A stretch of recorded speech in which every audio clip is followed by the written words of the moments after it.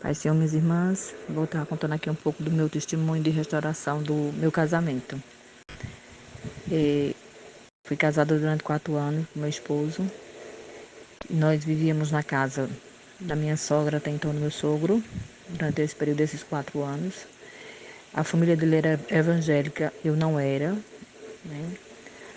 E tivemos 2 filhos. Quando nós nos separamos, os nossos filhos ainda estavam pequenos. Ele era bem empregado, graças a Deus, né?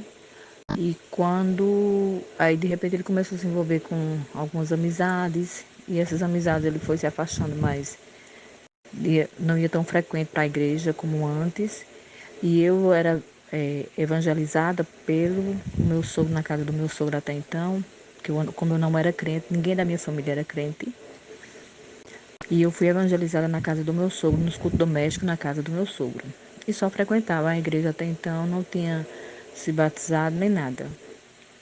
E quando nós nos separamos foi devido, veio uma moça trabalhar na casa da minha sogra e que terminou se envolvendo com meu esposo.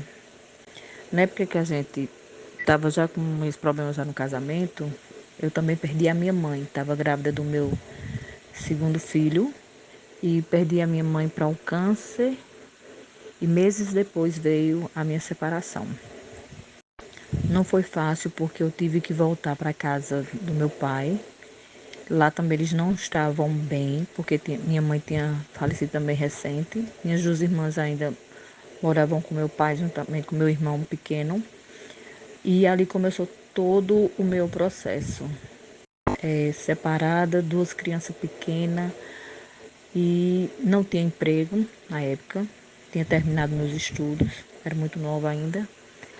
E foram dias muito, muito difíceis, porque além de estar divorciada, separada do esposo, que até então não estava divorciada ainda, e também com a perda da minha mãe, foi muito difícil. Dentro de um mês, eu cheguei a perder 10 quilos. E a situação pior era porque teve que voltar para a casa do meu pai, sem trabalhar, 2 meninos pequenos também. E eu olhava para aquela criança todos os dias, e era o motivo que eu tinha para viver, era quando eu olhava para os meus 2 filhos, que eu dizia, eu não posso nem tirar a minha vida, porque por várias vezes ainda pensei. Mas aí, como eu já tinha conhecido a Jesus através dos cultos domésticos na casa do meu sogro, aí eu comecei a frequentar uma outra igreja que era bem mais próxima da minha casa. E ali foi onde eu me firmei nos caminhos do Senhor. Comecei a ir para a igreja, levando os meus 2 filhos, mesmo toda dificuldade. Comecei a trabalhar muitas vezes em casa de família, não durava muito tempo, porque como os meninos eram muito pequenos e muitas vezes eles adoeciam e não tinha como. Eu como mãe que tinha que dar uma assistência maior, mesmo tendo a ajuda da minha família também e da família do meu esposo, que graças a Deus também não me abandonou. Mas foram dias difíceis, muito difíceis. E em meio a todas essas lutas, essas provações, eu me pus firme no Senhor, no caminho do Senhor, fui me envolvendo na obra do Senhor. Enquanto isso, ele começou com essa outra mulher, ele saiu da casa dos pais dele, foi conviver com essa outra mulher, a família dela e ela também eram ciganos, e ali começou toda a destruição. Depois de 3 meses que nós estávamos separados, ele também perdeu o emprego. Todo o dinheiro que ele recebeu, ele gastou com a família dela todinha. E raramente ele mandava alguma coisa para os filhos. Dali também ele começou a beber. E quando ele bebia, ele se transformava. Era uma situação muito difícil. Quando a gente ficava sabendo que ele estava bebendo, todo mundo já ficava apreensivo, porque ele se transformava totalmente. Era terrível a situação. Mas os anos foram se passando e ali como todas as que passam por essa situação, tinha dia que vinha aquela esperança que um dia tudo ia dar certo, que a gente iria voltar. Tinha dias que batia a tristeza e o desânimo, e vinha aquele desânimo até um ponto de dizer assim, não, não vai mais voltar, não vai dar certo mais voltar, ele está vivendo bem, essa foi a vida que ele escolheu, e por mais que eu não quisesse ouvir é, coisas relacionadas a ele, porque eu fazia de tudo para que até então ninguém viesse para falar nada, mas sempre vinha alguém para falar, para comentar, que é o que é mais difícil também. E eu tentava não ter muito contato com ele nesse sentido. Sempre eu procurava ter contato com a família dele e eles eram quem me ajudavam também. E que alguma coisa que eu precisasse, eu preferia que a família dele ficasse intermediando. Eu não queria tanto contato mais com ele, porque aquilo me fazia sofrer muito. Mas aí o tempo passou, ele também foi trabalhar numa outra cidade e raramente a gente começou a ver, com vez ou outra que a gente ainda se via, ainda passava assim. Que via mais, era vez ou outra. Quando foi, isso o tempo foi passando e aos poucos Deus foi restaurando primeiro a minha vida, porque o mais importante de tudo é a nossa restauração. Porque não adiantaria de nada ele voltar se eu não estivesse preparada para esse momento, porque muitas vezes Deus permite que volte, mas você não está preparada e termina colocando tudo a perder. E ali Deus estava me preparando para esse momento. Comecei ali a buscar mais ao Senhor, ver como era que eu poderia agir. Fui aprendendo a orar, como era que eu orava em determinadas situações. E ali eu fui buscando. E eu também, na época, eu não tinha DVD, contato muito com DVD, com essas coisas assim, mas eu li muito o livro O Poder da Esposa que Ora, O Poder da Mulher que Ora. E ali eu fui aprendendo a orar, e fui intercedendo, e fui colocando diante do Senhor. Mas cada vez que eu orava, dava a impressão que a coisa ia ficando bem mais difícil. E não era que ficava, era a impressão, realmente ficava bem mais difícil. E ali, em um dado momento, eu disse: não, não tem condições mais de restauração desse casamento, já está com muito tempo. E foi quando eu resolvi, depois de 3 anos, eu conheci uma outra pessoa e resolvi me divorciar. Só que, com 1 ano e meio mais ou menos, Deus já havia falado comigo em uma vigília que eu fui, num lugar onde ninguém me conhecia, onde eu também não conhecia, só uma pessoa de lá era que eu conhecia, porque eu fui convidada para ir até essa vigília por uma irmã da igreja. A gente foi numa vigília em um outro local, em uma outra igreja, e lá Deus falava comigo, queria restaurar o meu casamento. Só que, naquela situação todinha, eu fiquei imaginando que deve ter um monte de mulher que está separada, na mesma situação que eu, não é para mim. Só que Deus, por 2 vezes no meu coração, disse: Senhor, é comigo. E Deus falava: é com você. Outra vez eu questionei: Senhor, é comigo, mas só no meu coração. Isso assim. Aí Deus falava através da boca da irmã e dizia assim: queres que eu te chame aqui à frente pelo teu nome? E aí ali eu entendi que realmente era comigo. Só que o inimigo também já se aproveitou desse momento para começar a investir, para que eu viesse a pensar que não era da vontade do Senhor. E as coisas cada vez mais piorando, e eu só vendo ele cada dia mais subindo e descendo com essa mulher, farrando, gastando todo o dinheiro que era dos filhos, e raramente ele mandava uma pensão. Foram anos e anos muito difíceis. E tendo que criar os filhos na igreja, ter que ter todo aquele cuidado com as crianças também. Chegou também o momento também de ir para a escola, e somente eu ali tendo que ter esse papel de educar os meus filhos. Já que com 3 anos depois separado, e algumas pessoas ainda diziam: ele não volta mais não sei nem por que você ainda está iludida. E de repente o inimigo ele se aproveita desse momento da nossa fragilidade, de pessoas que vêm para falar essas coisas e de repente colocar em dúvida aquilo que Deus tem falado com a gente. E foi o que aconteceu comigo. E mesmo na igreja, Ainda tinha pessoas da igreja também que chegavam a aconselhar e diziam assim, não, ele não volta mais não, ele já está bem com ela, embora ele não casou com ela, ele só convivia com ela. Durante todo esse período ele não quis casar com ela. A gente chegou a se divorciar depois de 3 anos, que foi quando eu conheci uma outra pessoa, que até então aparentemente parecia ser uma boa pessoa. Durante 6 meses a gente ainda namorou e ali resolvemos casar. Como cristãos resolvemos casar. Só que o que eu achava que eu tinha sofrido na minha separação, com esse casamento, com esse outro rapaz, eu vivi um pesadelo de 8 meses que eu nunca pensei na minha vida que eu iria viver. E ali foi um engano do inimigo, embora Deus havia me mostrado em sonhos, só que como eu era, muitas coisas eu ainda não entendia, não tinha o discernimento, e eu poderia ter contado para alguém, talvez, desse sonho, mas eu fiquei quieta, não contei, e depois foi que eu vim entender que era um aviso de Deus, e eu não escutei.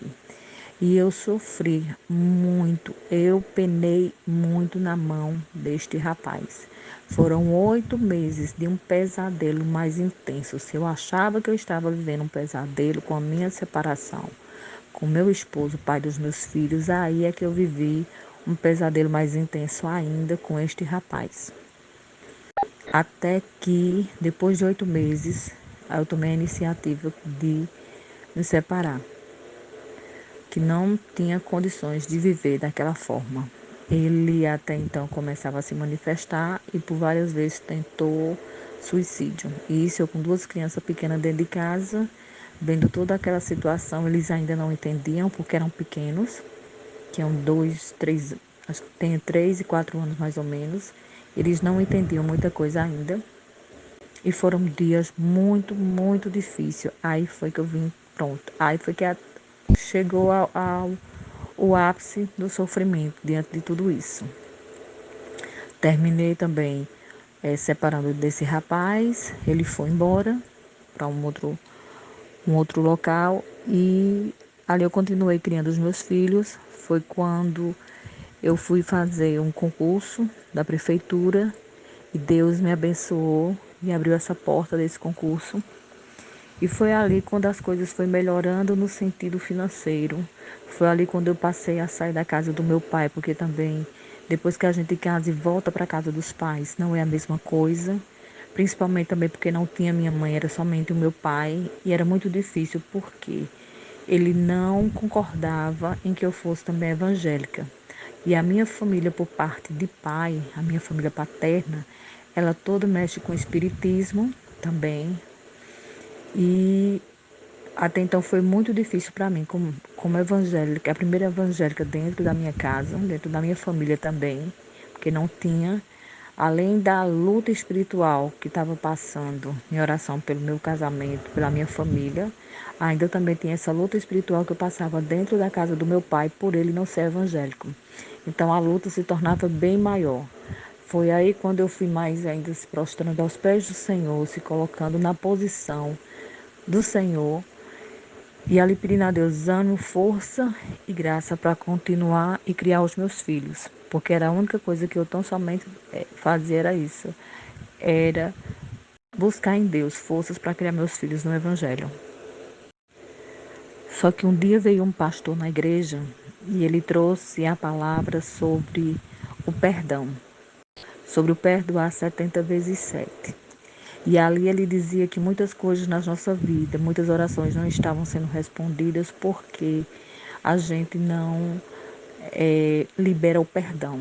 A partir do momento que a gente começa a liberar o perdão, Deus começa a trabalhar na nossa vida e ouvir as nossas orações. E ali, ouvindo toda aquela explicação sobre essa questão do perdão, eu fui para casa. Quando eu cheguei em casa, me ajoelhei e fui fazer essa oração. Quando eu fui orar pelo meu esposo, pelo pai dos meus filhos, que até então a gente não era mais casados, quando eu fui já orar por ele, de uma certa forma foi fácil, não foi tão difícil fazer a oração por ele.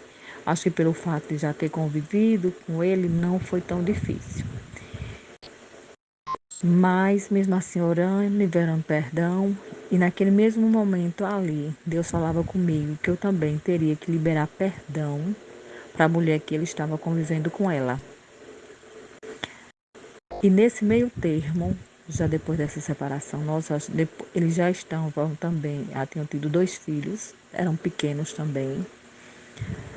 E, se eu não me engano, ela já estava grávida do segundo filho dela. E quando o Espírito Santo falava comigo que também teria que liberar o perdão para ela, foi muito mais difícil. Ali eu relutei, mesmo de joelhos, eu relutei muito para fazer essa oração. Mas, num determinado momento, eu disse: tá bom, Jesus. E comecei a orar. Só que eu não citava o nome dela. Eu dizia: Senhor, vai de encontro àquela mulher que está com meu esposo. E naquele momento, o Espírito Santo falou comigo e disse: não, você vai orar chamando pelo nome dela. E você acha que a salvação veio só para você? Não, eu morri naquela cruz também por ela. Então, ore por ela, para que um dia ela também venha, assim como você, alcançar também a salvação. E foi muito difícil esse momento, esse período de oração, que eu já estava com mais de meia hora de joelhos e relutando com Deus sobre fazer essa oração. E ali eu fiz a oração, citei o nome dela. Quando eu citei o nome dela, eu caí em prantos. Eu chorei muito, muito, muito, muito. Eu caí no chão, de joelhos, eu me joguei no chão. E ali, depois de chorar muito, muito, muito, ali orando por essa mulher, eu adormeci. Minutos depois eu terminei acordei, já era madrugada. E já senti um alívio muito grande. É como se um peso que estava sobre as minhas costas tivesse saído. E ali eu disse: meu Deus, se eu soubesse que fazendo isso ia tirar de mim esse peso, essa angústia, uma mão que me oprimia dentro do meu peito, me esmagando. Se eu soubesse que ao fazer isso eu iria sentir esse alívio, eu já teria feito há mais tempo. E a partir dessas experiências, eu passei a buscar mais ao Senhor em oração. Eu fui aprendendo como orar oração de guerra. Eu fui aprendendo como interceder. Eu fui me colocando na brecha pela minha família. Eu fui em tudo ali dentro de casa, firme. Mesmo passando pelo que eu passava também com meu pai também dentro de casa, porque foram muita humilhação que eu ainda passei também dentro da casa do meu pai. E em meio a tudo isso, eu ali firme, orando, buscando no Senhor, todos os dias, orando, jejuando, fortalecendo o meu espírito. Por quê? Não adianta a gente querer ir para a guerra se você não estiver preparado. Nenhum soldado vai para uma guerra sem o fardamento, nenhum soldado vai para uma guerra sem uma arma. Ele não vai para a guerra de mãos abanando. Não adianta você querer ir para uma guerra de todo jeito, porque você vai ser bombardeado. Nós temos que buscar ao Senhor em oração, lendo a palavra, praticando a palavra todos os dias. E dali, com um bom passar do tempo, ele começou a, vez ou outra, visitar a casa do meu pai. Quando ele viajava, aí ele vinha, vez ou outra, ele conseguiu o número do orelhão, que até então na época ainda era um orelhão, o número do orelhão da rua em que eu morava, e começou a ligar, perguntando se poderia vir para ver os filhos. E ali eu deixava. E quando ele chegava na casa do meu pai, eu tratava ele bem, perguntava o que, se já tinha almoçado, perguntava se já tinha tomado café, se não, oferecia. Até que um determinado dia ele olhou para mim e disse que não entendia por que eu o tratava tão bem se ele só me fazia mal. E ali, aos poucos, ele foi vendo que a família dele era aquela. Mas aí já estava ainda tão somente com 4 anos que a gente estava separado. Ainda iriam se passar mais 4 anos, porque ao todo foram 8 anos. Só que um determinado dia, indo até a casa da minha sogra, para pegar o restante de algumas coisas minhas que ficaram lá logo no início, eu encontrei uma foto deles dois. Só que não era aquela foto tipo abraçada, como se estavam tudo bem, não. Era uma foto em que os dois sentados, um pouco distante um do outro. Para quem estava no início de relacionamento, era estranho. Mas depois foi que eu entendi que ela tirou aquela foto daquela forma que a intenção dela justamente era essa. Ela ficaria com uma foto, ele com a outra. E aqui ela tinha em mãos. Ela, com certeza, foi quando ela fez a, a obra de macumbaria, feitiçaria, não sei, para ele, né? Até então ela como cigana, a família dela também como cigana. E ali começou a destruição total na vida dele, que foi quando ele perdeu o emprego, foi dali então ele foi se afundando mais ainda na cachaça. E dessa situação foi de mal a pior, foi de mal a pior. E eram brigas e mais brigas para lá. Eram coisas terríveis. E quando ele arrumava um emprego fora, ela mesmo aqui, todo mundo sabendo que ela ficava aqui e ainda arrumava outros homens, mas ele não acreditava. Chegava até ele nunca acreditava. E em meio a tudo isso, passou-se muito tempo nessa situação. Quando eu vi aquela foto, eu mostrei para a mãe dele e disse: ele assinou a sentença dele ao tirar essa foto e ele nem sabe. E foram dias muito difíceis, muito difíceis. Os filhos com a carência também do pai. A minha mais velha, que embora sendo pequena, mas toda vez que via o pai, ela chorava muito, porque ela queria muito ficar com o pai. E quando ele ia embora, aí é que era um choro maior ainda. Então, assim, às vezes eu preferia que meus filhos não vissem ele para não ser aquela mesma situação, porque toda vez que via, que retornava para casa, era aquele mesmo choro, era muito difícil, era praticamente revivendo tudo novamente. E foi muito difícil para mim suportar tudo isso e ver meus filhos também naquele sofrimento. E lá também ele já estava com outros dois filhos, que era mais difícil, né?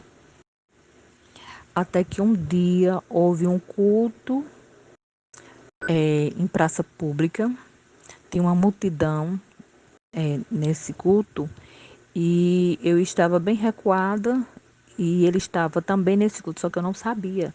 Ele estava logo no início, assim, logo na frente, e eu estava bem mais recuada atrás nesse culto. E Deus usava o cantor que veio para cantar também, que cantava e também trouxe uma palavra, e apontava para ele e dizia assim: tu, negão, porque meu esposo ele é um negão moreno, né? E ele também era, o cantor também era. Aí ele dizia assim: falo dessa forma porque também sou um negão. Mas Deus manda lhe dizer que você é resposta de oração de alguém e que um dia você vai olhar para essa cachaça e Deus vai fazer uma obra tão linda que como água você vai esquecer dela. Você vai ser liberto, porque você é fruto e promessa de oração na vida de alguém.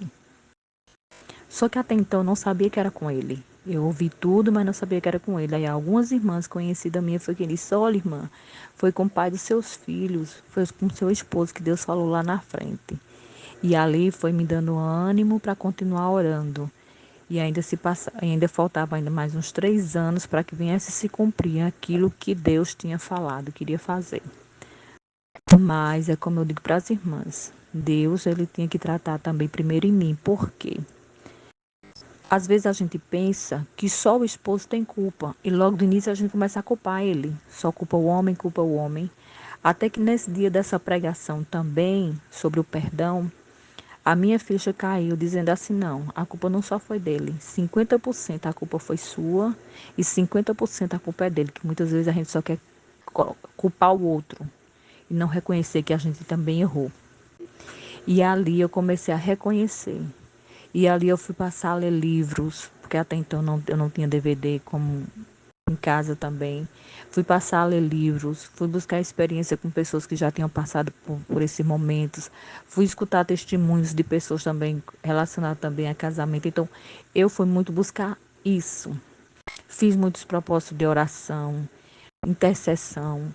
E quanto livramento Deus não deu para ele, porque muitas vezes ele bebia e chegava ao ponto de ficar caído no lugar, as pessoas é quem conheciam e que ia dar notícia aos pais dele, onde é que ele estava caído, muitas vezes meio-dia, nas calçadas da prefeitura. E aquilo era uma situação tão constrangedora, porque ele era de uma família conhecida na cidade. E todas as pessoas que viam, muitas vezes, ainda colocavam ele dentro do carro e levava para a casa dos pais. Outras vezes chegava só lá comentando que tinha visto ele cair em determinado local.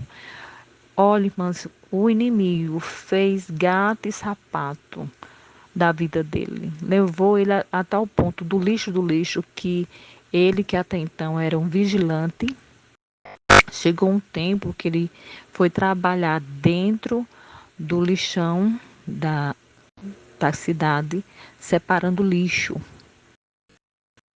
Então, assim, o inimigo levou para o lixo do lixo, para a sarjeta mesmo, ele. E aí, quando Deus completou a obra em mim, quando ele viu que eu já estava preparada para ter meu esposo de volta, porque seria uma outra batalha quando ele voltasse. Porque ele teria que se firmar no Senhor, que era isso que eu orava, eu dizia: Jesus, eu só quero ele crente, eu não quero, Senhor Jesus, que ele venha para mim de todo jeito, não. Só que ali Deus falava comigo e disse assim: vou te trazer ele doente para você dar de conta. E realmente foi. Para ele poder ser liberto da bebida. Quando nós voltamos, passamos 6 meses ainda, porque eu não tinha certeza se realmente era aquele o momento. Eu sabia que Deus iria restaurar, mas eu não sabia de certeza se era aquele momento para que a gente voltasse.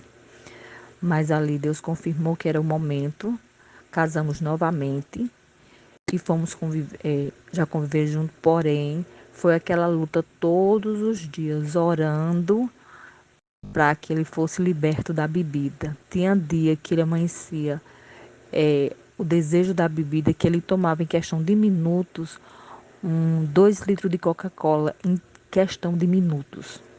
E ali eu fui orando, intercedendo, buscando e jejuando pela vida dele. E várias vezes Deus me mostrava fechando a cova dele. Só que até então a mulher não se contentava e cada vez mais fazendo coisas, e Deus sempre me mostrando em sonho o que ela estava fazendo. Mas mesmo assim continuei firme.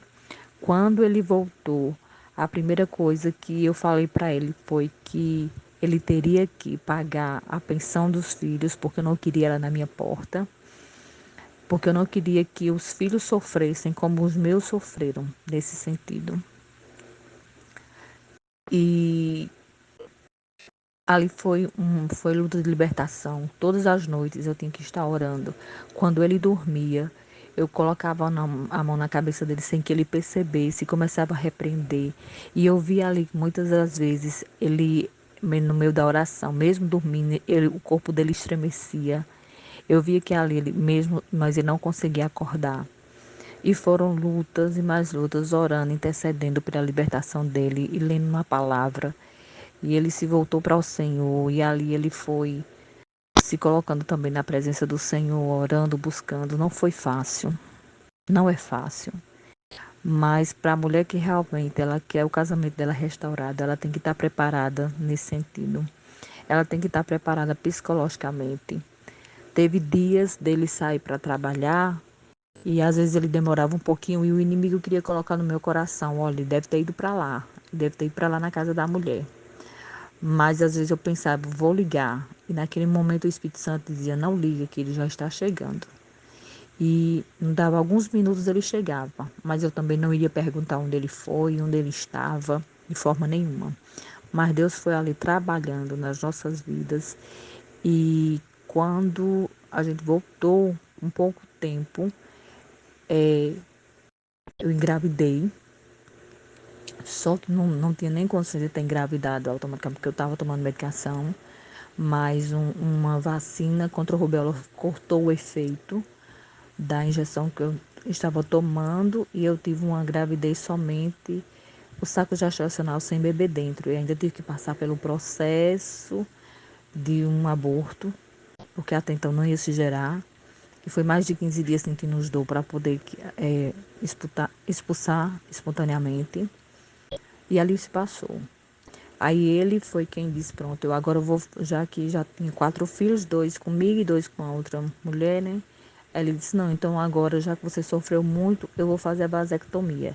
Só que quando ele foi para fazer a vasectomia, ele passou o dia inteiro no hospital. Quando chegou no momento da cirurgia dele, a pressão dele estava alta e ele não pôde fazer. Aí voltamos para casa e até então eu decidi, não, eu mesmo vou fazer agora a cirurgia. Só que com 3 meses depois que eu fiz todos os exames para poder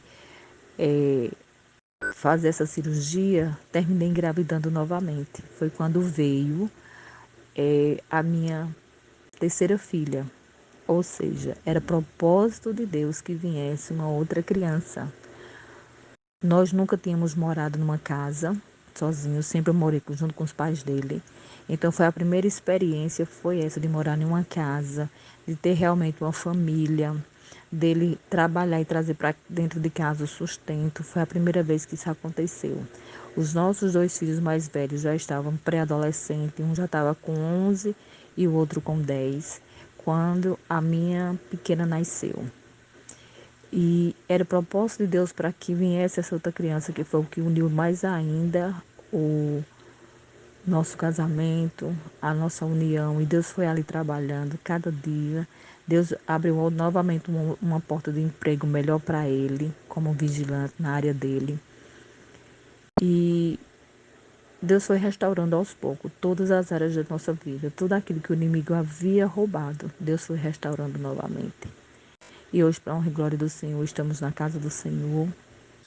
Enfrentamos dificuldade, enfrentamos, mas sempre ali orando e colocando tudo diante do Senhor. Mas como diz a palavra de Deus, que a mulher sábia é quem edifica a casa. Hoje, a mulher com quem ele conviveu mora fora, foi embora, Deus soprou ela para longe. Hoje os filhos já estão de maior. Nós também, a nossa filha mais velha já está casada, temos uma netinha de 2 anos. E a filha dele mais velha, por parte já dessa outra mulher que ele conviveu também agora, está grávida. Ele vai ser avô novamente. Então, assim, Deus tem sido fiel com aquilo que ele prometeu. Como ele disse que iria fazer, ele fez e cumpriu. Só que eu passei por maus bocados com essa mulher, porque ela constantemente mandava recado para mim dizendo que iria me matar, que onde me pegasse iria me dar uma surra muito grande, só que ela só iria ver o meu último suspiro no hospital. Não iria me matar ali de início, mas iria ver o meu último suspiro dentro no hospital. É tanto que quando a minha filha nasceu, ela tinha conhecimento como enfermeira do local onde eu fui ter a minha bebê, e essa enfermeira ficou o tempo todo nos observando. E Deus o tempo todo me guardando e guardando a minha filha. Foi uma gravidez também muito difícil, mas Deus se fez presente, sustentou a minha bebê. E hoje, para a honra e glória do nome do Senhor Jesus, a minha caçula já tem 16 anos, nós vamos fazer 17 anos de casada agora. E Deus ele tem feito a obra para a honra e para a glória do nome de Jesus. E digo mais uma vez, a restauração começa primeiro na mulher. Ou então começa naquele que está intercedendo, que está realmente com desejo de ter a sua família restaurada. Que Deus primeiro tem que restaurar um, para que quando o outro vier, os dois juntos possam seguir unidos em Cristo. Amém, minhas irmãs? E desde já eu agradeço, em nome de Jesus.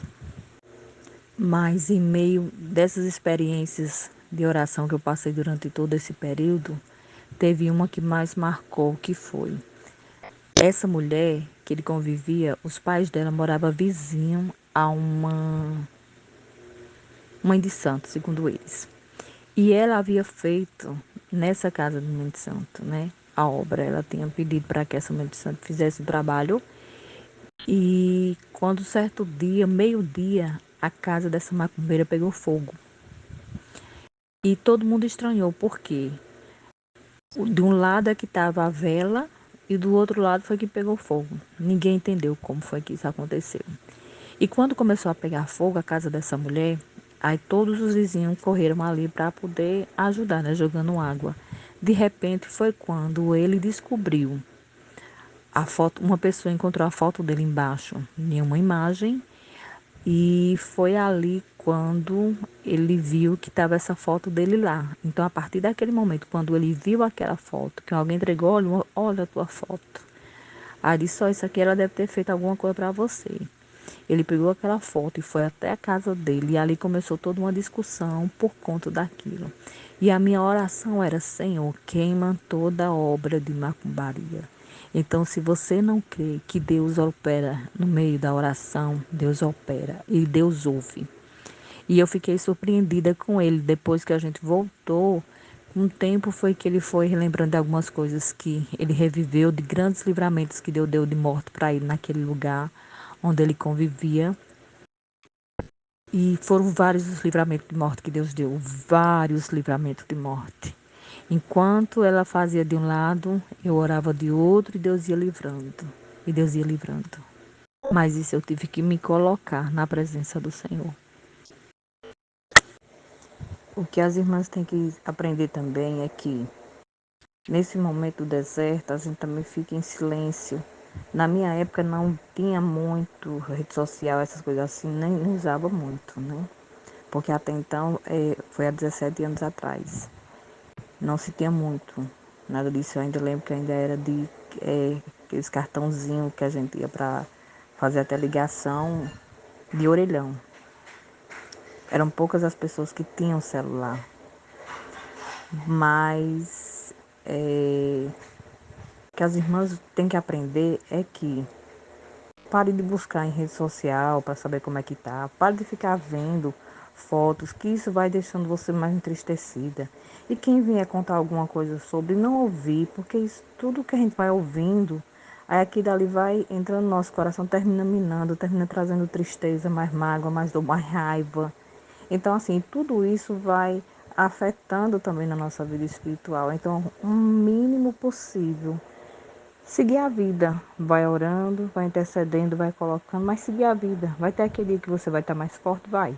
Mas vai ter aquele dia que você vai estar mais fraco. É nesses dias que a gente vai se sentir mais fraco, que o inimigo vai se aproveitar para mandar pessoas para vir falar sem você, nem perguntar nada. E aí você tem que estar disposto naquele momento para dizer assim, olha, me perdoe, mas eu não quero saber. Porque quanto menos a gente sabe, aí a gente sofre menos.